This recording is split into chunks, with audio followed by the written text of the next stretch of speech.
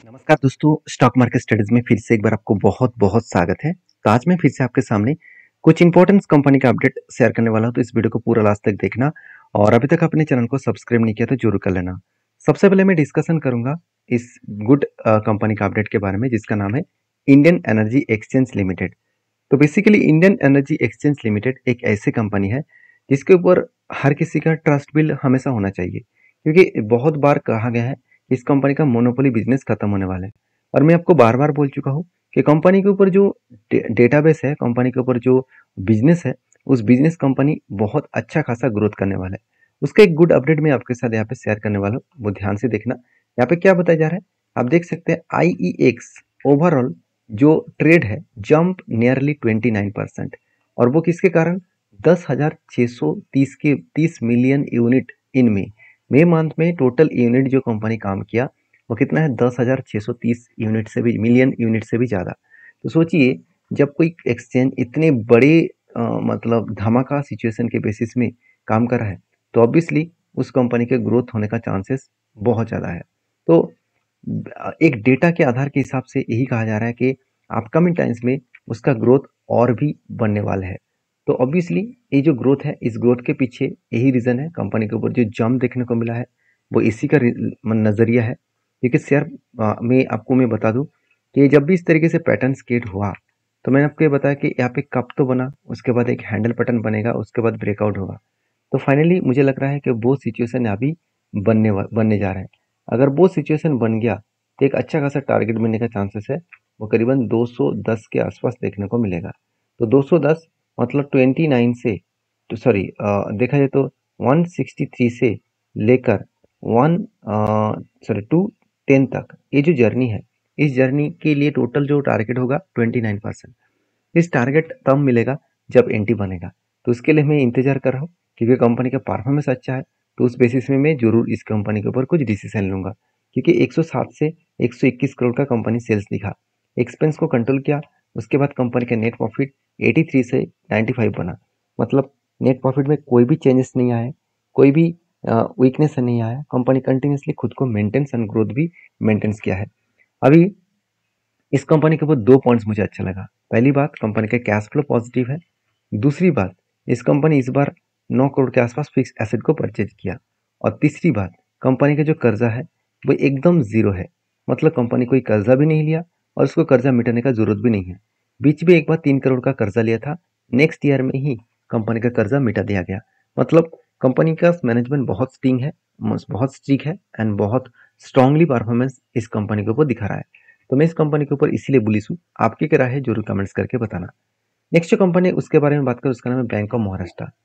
देखिए, बहुत जगह पे यही सुनने का मौका मिला है कि जो पीएसयू बैंक्स है, उस पीएसयू सिर्फ बैंक्स नहीं, पीएसयू जितने सारे कंपनीज है उसमें थोड़ा सा स्लो डाउन आपको देखने को मिलेगा। क्यों? क्योंकि गवर्नमेंट जो फिर से मोदी गवर्नमेंट ने जो जो फिर से पद में आए, अभी उस सिचुएशन में जो टारगेट रखा था गवर्नमेंट 400 इस बार पार करेंगे, तो अभी 300 पार नहीं हुआ, जिसके चलते मार्केट में एक बिग नेगेटिव सेंटीमेंट क्रिएट हुआ। वो आप रिजल्ट के दिन देख चुके हैं। तो इसकी क्लियर कट अंदाजा मिला है कि जिस तरीके से एक्सपेक्टेशन किया जा रहा था कि पीएसयू बैंक फिर से वापस बाउंस बैक करेंगे, तो मुझे नहीं लगता उतना ज़्यादा तेजी से बाउंस बैक अभी कर पाएंगे। हाँ, प्राइवेट बैंक ऑब्वियसली परफॉर्मेंस करेगा, ऑब्वियसली पीएसयू बैंक भी आगे बढ़ेंगे, मगर जिस तरीके से लास्ट 2 ईयर्स में ग्रोथ हुआ उस तरीके से ग्रोथ शायद आपको ना देखने को मिले। क्योंकि पीएसयू बैंक के ऊपर थोड़ा सा प्रेशराइज होगा, क्योंकि अपकमिंग टाइम्स में बहुत सारे रूल्स को चेंजेस किया जाएगा। क्योंकि गवर्नमेंट जो सोचकर काम कर रहे थे वो थोड़ा थोड़ा सा सोच चेंज होगा, क्योंकि अभी एक पार्टी के माध्यम से गवर्नमेंट नहीं बना, तो मेजोरिटी पार्टी के माध्यम से गवर्नमेंट बना है। तो इसके हर किसी का अलग अलग ओपिनियन होगा। तो उस ओपिनियन में जो ग्रोथ पोटेंशियल है वो थोड़ा सा धीमी चलेंगे। तो उस बेसिस में तो कंपनी के ऊपर क्या निवेश करना नहीं सही नहीं रहेगा। देखिए, अगर कंपनी का परफॉर्मेंस अच्छा है तो उस कंपनी के ऊपर मैं जरूर कंटिन्यू करूंगा। क्योंकि कंपनी का परफॉर्मेंस के बारे में बात करूँ तो 4495 से 5467 के आसपास टोटल रेवेन्यूज हुआ। एक्सपेंस को कंपनी इंटरेस्ट को पेमेंट किया, और एक्सपेंस को मिटाने के बाद नेट प्रॉफिट 840 करोड़ से 1200 करोड़ तक देखने को मिला। मतलब बेस्ट तरीके से कंपनी के ऊपर नेट प्रॉफिट यहाँ पे देखने को मिले हैं। अभी इस कंपनी की सबसे मजेदार बात है नेट एनपीए, मतलब नॉन परफॉर्मिंग एसेट। जो 0.20 के आसपास देखने को मिला। मतलब एनपीए बहुत हद तक यहाँ पे क्या हुआ, कम हो चुके हैं। और एनपीए बहुत हद तक कम होने के कारण कंपनी में एक अच्छा खासा पोटेंशियल यहाँ पे देखने को मिला है। बाकी एज ए इन्वेस्टर, प्रोमोटर से लेकर एफएसडीएस पब्लिक के हिसाब से देखा है तो कंपनी के प्रोमोटर के पास ही सारे के सारे होल्डिंग्स है। बाकी प्रोमोटर जब तक माल न बेचे तब तक बाकी लोगों को क्वांटिटी यहाँ पे उठाने का मौका नहीं मिलेगा। तो इस कंपनी के ऊपर सबसे पहले एक अपडेट मैं आपके साथ शेयर करूंगा। अगर देखा जाए तो बैंक ऑफ महाराष्ट्र के ऊपर अगर मैं रेवेन्यूज के बारे में बात करूं तो रेवेन्यूज कहाँ से आ रहा है, आप देखेंगे तो रिटेल बैंकिंग से कंपनी 40% रेवेन्यू जनरेट कर रहा है और कॉर्पोरेट बैंक से कितना 36%। तो देखिए हमेशा आपको एक चीज को नोटिस करना होगा कि कोई भी बैंक हो उसका सबसे ज्यादा पैसा अगर कासा रेशियो से आए, कासा रेशियो का मतलब क्या है, सी ए का मतलब है करेंट अकाउंट और एस ए का मतलब है सेविंग अकाउंट। अगर करेंट अकाउंट और सेविंग अकाउंट से ज्यादा बैंकिंग के हाथ में पैसा आए तो बैंकिंग का पॉजिटिविटी है, मतलब पॉजिटिव पॉइंट है। क्यों? क्योंकि कासा रेशियो का जो पैसा मार्केट से हाथ में आ रहा है उनमें से देखिए बैंक को क्या करना पड़ता है, जो सेविंग अकाउंट है वो जितने सारे लोग सेविंग अकाउंट में पैसा रखा है उसको इंटरेस्ट देना पड़ेगा और मिनिमम इंटरेस्ट है, बहुत कम है। और करेंट अकाउंट में जो पैसा मार्केट से आए उस पैसे को कंपनी का कोई भी इंटरेस्ट देना नहीं पड़ेगा। तो ऑब्वियसली एक गुड पॉइंट्स होता है, तो इसलिए हमेशा देखा जाता है कि किसी भी कंपनी का कासा रेशियो कितना है। तो बेसिकली जो परसेंटेज यहाँ पे रिटेल बैंकिंग और कॉर्पोरेट बैंकिंग से कंपनी के पास पैसा आ रहा है तो वो यही मेंशन कर रहा है कि कंपनी का कासा रेशियो बहुत ज़्यादा है, जिसके लिए कंपनी के ऊपर अपकमिंग टाइम्स में एक ग्रोथ आने का चांसेस जरूर दिखेगा। क्योंकि यहाँ पे कंपनी का एक मतलब एक्सपेंस ग्रोथ है वो एक्सपेंस ग्रोथ बहुत कम है। क्योंकि आप अगर मैं एक बार आपको दिखा भी देता हूँ, आप देख सकते हैं एक्सपेंस जो है वो बहुत हद तक कम है, उतना ज़्यादा एक्सपेंस नहीं है जितने एक्सपेंस प्राइवेट बैंक के ऊपर देखने को मिल जाता है। तो बाकी इसी कारण की वजह से मैं इस कंपनी के ऊपर एक पॉजिटिव थिंकिंग लेकर चला। बाकी इस कंपनी के ऊपर लास्ट कुछ फ्यू मंथ्स का अगर डेटा दिखा दूँ तो आप डेटा को देखेंगे तो म्यूचुअल फंड ने क्या किया, दिसंबर मंथ में कुछ क्वांटिटी यहाँ पे सेल अप किया। उसके बाद देखिए जनवरी मंथ में कंपनी के ऊपर बाइंग किया गया। अभी फरवरी मंथ, मई मार्च मंथ में सेल किया गया और अप्रैल मंथ में बाइंग किया गया। मतलब बाइंग और सेलिंग का सिचुएशन देखा है तो कंपनी के ऊपर अच्छा खासा बाइंग और सेलिंग का सिचुएशन देखने को मिला। अभी पॉजिटिवली यहाँ पे क्या हो रहा है, ग्रोथ हो रहा है। इस पॉजिटिवली ग्रोथ के कारण कंपनी थोड़ा सा टाइम लग सकता है अपकमिंग जाने में, क्योंकि इस कंपनी का और मेरा जो ट्रेड है वो मैं आपके साथ शेयर करूंगा। तो फाइनली कंपनी के ऊपर एक बिग अपडेट बना था और 2015 से लेकर एक्चुअली 2014 से लेकर कंपनी के ऊपर एक बिग कप बना, उसके बाद एक हैंडल बना। कोई छोटा मोटा टारगेट नहीं मिलने वाला है, कंपनी के ऊपर 80% के आसपास टारगेट मिलने जा रहा है। और वो टारगेट के बारे में बात करूँ तो कंपनी के ऊपर बहुत सारे रेजिस्टेंस है। पहला रेजिस्टेंस 63 में है, सेकंड रेजिस्टेंस 84 है एंड थर्ड रेजिस्टेंस 95 है, जिसका लाइफ टाइम हाई है। और उसी लाइफ टाइम हाई के ऊपर ही मतलब हाई के लेवल में ही टारगेट मिलने वाला है। तो मुझे लगता है बेस्ट तरीके से यहाँ पे टारगेट मिलने जा रहा है और जिस तरीके से ब्रेकआउट हुआ उसके बाद कंपनी धीरे धीरे करके आगे बढ़ रहा है। तो इस आगे बढ़ने के कारण के बेसिस में मैं जरूर इस कंपनी के ऊपर कंटिन्यू करूंगा। आपकी क्या राय है जरूर मुझे कमेंट्स करके बता सकते हैं। नेक्स्ट जो कंपनी है उसके बारे में बात करें, उसका नाम है Indian renewable energy development agency, इसको हम लोग इरिडा नाम से जानते हैं।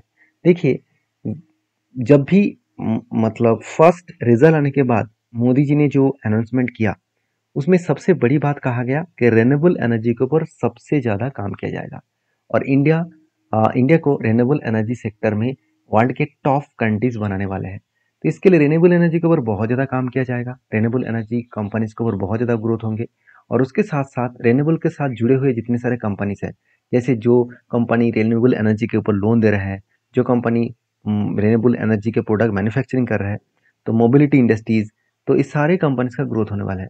तो उनमें से एक कंपनी है इरिडा, जो एक गवर्नमेंट बेस्ड कंपनी है।